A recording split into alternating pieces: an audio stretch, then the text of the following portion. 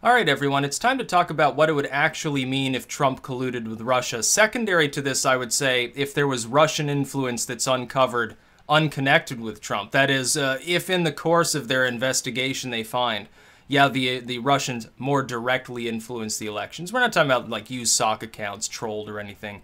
I mean more directly and at a much greater level. What it would actually mean for our republic if that happened. Now, in part, I'm arguing devil's advocate. And so I've got to say this so people don't jump down my throat. I don't think Trump colluded with Russia at all. I don't think that he had meetings with Russia that had anything to do with, like, voting or anything. I think it was normal diplomacy, and he either didn't realize that it was dubious in nature, or he knew people might look askance to it, but he's like, but pragmatism sort of rules the day.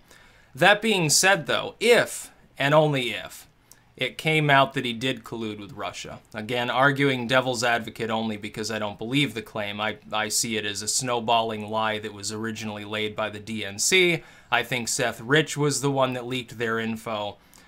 They used Russia as an excuse, and the lie sort of snowballed from there, and now they can't dig their way out of that hole, and I see them setting themselves up for a monumental failure. But if he did, what would it actually mean for our republic? What I think it would mean is, number one, all intel agencies, overnight, everyone would see them as useless. No, they can't even defend our fucking democracy against, intrusion of one sort or another by a foreign state, a half-assed foreign state. At this point, Russia, other than the nuclear question and having an aircraft carrier, what really differentiates Russia's capabilities in an absolute sense from, like, the UK or France or something like that? It's nowhere near the United States' capabilities within military superiority, its diplomatic presence and so forth. It's a second-rate power, a declining second-rate power, with an economy on par with Italy. It would mean those intel agencies, well-staffed, well paid for, with virtual free reign to trot on the Constitution, couldn't even stop them. What would this mean for the intelligence community? Nobody would trust him. Well, you let the Russians influence the election to some degree or another, something that was just beyond, trolling online. It's going to happen anyway. Everybody does that now. The Chinese do it, the DPRK, Russia. Of course they do it. Of course the Russians attempt to influence our political situation by putting stuff online. I've talked about this before, and we do the same thing. We do the same and worse. We try to influence them by bombing people on a regular basis, and I'm not in support of that. I mean something more direct.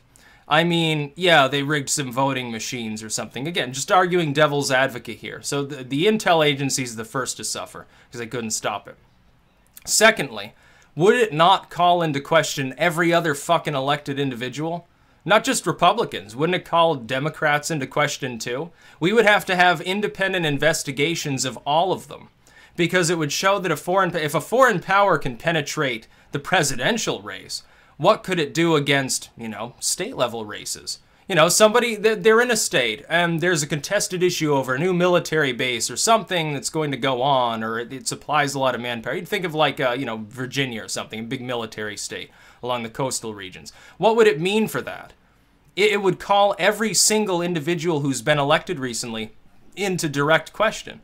That's going to be a big problem if that were to actually happen. I think some people, they want to talk about this investigation, the special investigation, and limit it just to Trump. Maybe Pence, maybe his inner circle, Rex Tillerson or Bannon or something like that. Oh, well, we're going to take Trump down. It'll be President Pence, or maybe Pence goes down. It's President Paul Ryan, you start vomiting all over yourself just fucking thinking about it. They want to talk about it like that, but it goes further. It would call them all into question. Every governor, every senator, every representative, all the judges that are appointed by various executives. It would call them all into question. It would even call local races into question, and it would cause a panic. People would be panicked. They'd be thinking about, is our mayor, were they elected because the Russians decided to hack into a couple of voting machines just to cause chaos? Every single elected individual and all of the bureaucratic and judiciary appointees that come attendant with them would be in question if it were, if they were able to show that Russia actually did something beyond trolling with a few sock accounts. We already know that they did that, and we do the same to them on a regular basis. It just sort of happens in the cyber world. But it goes even deeper than that. What about all the policies that these people have passed? all the new bureaucratic red tape.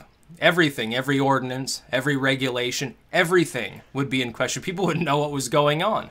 We wouldn't know our head from our ass at that point if it were to come out that this was the case. So these people that are cheering the investigation on, hoping that Trump colluded with Russia, you'd best hope that the opposite is the case.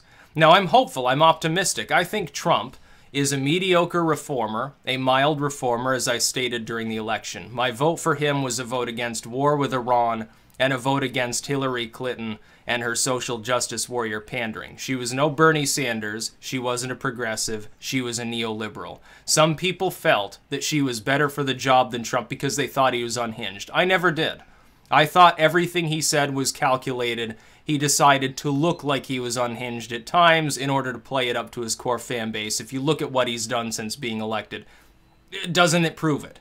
He's basically dropped off the face of the earth with regards to some issue. Yeah, he didn't sign the TPP, and even Trump Care was passed through, which doesn't even matter. It's basically the same fucking thing. It's just opaque. As far as diplomatic relations, he hasn't openly frowned on Duterte. He hasn't perturbed the Russians too much. He's kind of buddy-buddy with the Chinese. Obama sort of frittered away his relationship with them. That side I like, but he's still a mild reformer.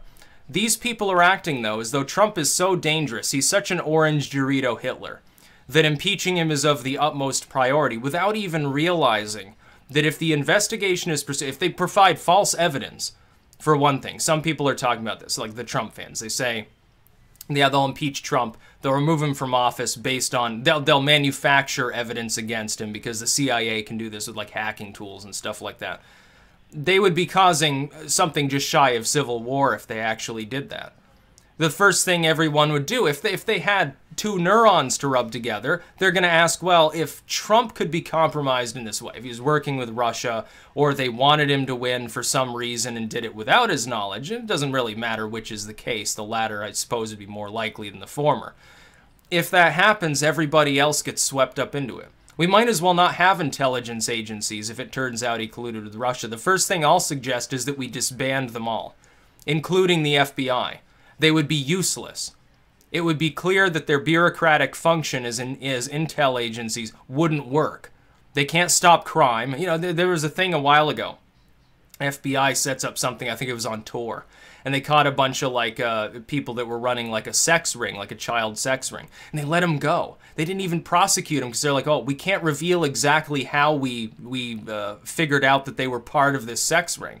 So they let hundreds, or I think it was thousands of people worldwide go on this sting in order to keep catching them. Like it does any good if you're just going to let them go anyway.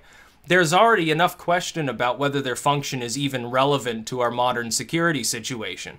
Ron Paul can have this conversation all day. You could go through a 48-hour period and he could talk about nothing else and still have something original at the end of that period to be saying. Rand Paul could do the same. The Amashas and Kucinich would fundamentally agree. We're talking about people on the left and people supposedly on the right that are outside of sort of a neocon, neolib thing. And so the security apparatus would look mighty, mighty weak if it turned out that a foreign state with a half-assed spy capability, and we're not talking about China with all of its resources, we're not talking about the British or the French, or maybe Germany or something. We're talking about Russia. And in the same breath that people talk about, oh, they try to collude, and they try to influence, and they try to infiltrate everything, they'll also call it a rust bucket second-rate power that's also further declining and can't get its self in order. It barely began to diversify their economy. They're basically in a recession. Their currency's fucked. Their culture is basically commie block shit because they went through Stalinism for so long and they screwed themselves. And that's at least partially true. But you're saying that even a second-rate power with enough wherewithal can influence our election and elect the U.S. president. Every senator in Congress, at that point, it would all be in question. So that's really the takeaway. You shouldn't be wishing that he gets removed from office because of this investigation, because things get far worse. You haven't even begun to see chaos if that actually happens. And again, one last time, arguing devil's advocate here. I don't believe he colluded with Russia. I also don't believe, by the way, I'm more of an optimist about this. I don't believe that they're going to manufacture fake evidence against him either. People told me that during the election. Oh, Soros, one of his allies, owns the voting machine, so Hillary automatically wins. Look what happened. You got to have a little bit of faith in there being just enough honest individuals to stop that sort of thing from happening. I know it seems far-fetched because we see corruption around us constantly. Every partisan Republican sees nothing but corruption from the Dems. Every partisan Democrat sees nothing but corruption from the Republicans. You have to believe there are at least a few people out there that aren't totally corrupt. Maybe a little bit, but not like totally out there trying to destroy the country. Because that really sounds a lot like stuff that people said about Obama. He's Muslim Kenyan and all this stuff. No, he was just inept. He wasn't a Muslim Kenyan infiltrator trying to establish Marxism. If he was, he completely failed. He was just an inept individual. Hopefully the same would be true about any of these randomly chosen individuals. Maybe they're just dumb. Don't ascribe to corruption that which can be explained more easily with just a fucking dumbass. That's about all. Peace out.